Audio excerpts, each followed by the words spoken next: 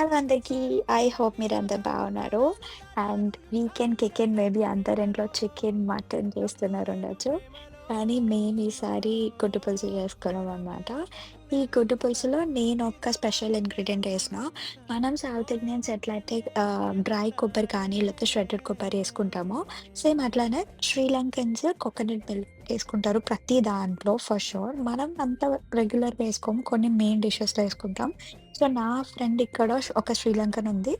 తను నాకొకసారి paneer curry and chicken curry పెట్టినప్పుడు దాంట్లో కోకోనట్ మిల్క్ ఏసి పెట్టిందనమాట.